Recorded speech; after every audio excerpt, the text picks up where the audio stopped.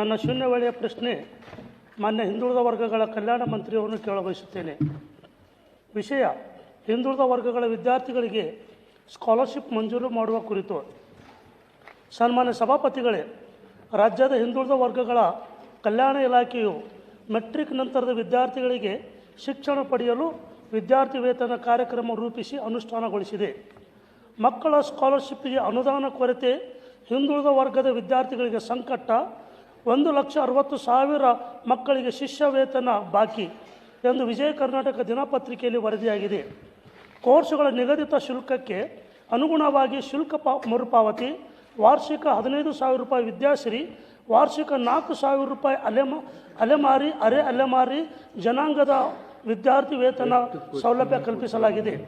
ಈ ಯೋಜನೆಗೆ 2023-24ರಲ್ಲಿ 7,40,000 10 ಹಾಗೂ 2024-25ರಲ್ಲಿ 6,51,767 ವಿದ್ಯಾರ್ಥಿಗಳು ಅರ್ಹತೆ ಹೊಂದಿದ್ದರು.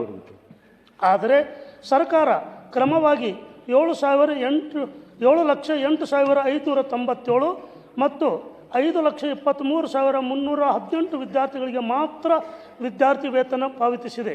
2 ವರ್ಷ ಸೇರಿ ಬರೋಬ್ಬರಿ 1,59,862 ಅರ್ಹ ವಿದ್ಯಾರ್ಥಿಗಳಿಗೆ ಸ್ಕಾಲರ್ಶಿಪ್ ಮರೀಚಿಕೆ ಆಗಿದೆ. ಈ ಸಮಸ್ಯೆ ಹಲವಾರು ವಿದ್ಯಾರ್ಥಿಗಳಿಗೆ ಇದೇ ರೀತಿ ಮುಂದುವರೆದಿದ್ದು, ಹಿಂದುಳಿದ ವರ್ಗಗಳ ಇಲಾಖೆಗೆ ಅಲೆದಾಡಿದ ಅದೆಷ್ಟೋ ವಿದ್ಯಾರ್ಥಿಗಳು ತಮಗೆ ಸ್ಕಾಲರ್ಶಿಪ್ ಕೊಡುವೆಯೇ ಬೇಡ ಎಂದು ಕೈ ಸೋತು ಕುಳಿತಿದ್ದಾರೆ. ಕೆಲವರಿಗೆ 5 ವರ್ಷಗಳಿಂದ ಸ್ಕಾಲರ್ಶಿಪ್ ಬಂದಿಲ್ಲ ಎಂದು ಆರೋಪಗಳು ಸಹ ಇವೆ. ಇದರಿಂದ ಅರ್ಹ ಫಲಾನುಭವಿ ವಿದ್ಯಾರ್ಥಿಗಳಿಗೆ ಶಿಕ್ಷಣ ಮೊಟಕುಗೊಳ್ಳುವ ಆತಂಕ ಎದುರಿಸುತ್ತಿದ್ದಾರೆ. ಶುಲ್ಕ ಮರುಪಾವತಿಗೆ ಅನುದಾನದ ಸಮಸ್ಯೆ ಆಗಿದೆ ಎಂದು ಹಿಂದುಳಿದ ವರ್ಗಗಳ ಇಲಾಖೆಯ ಅಧಿಕಾರಿಗಳು ಹೇಳುತ್ತಿದ್ದಾರೆ.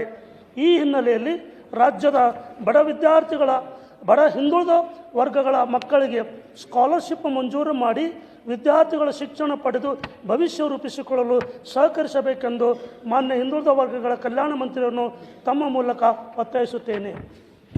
ಮಾನ್ಯ ಸಭಾಪತಿಗಳೇ, ಇದು ಆಗಿದ್ದು ನನಗೂ ಮಾಹಿತಿ ಬಂದಿದೆ.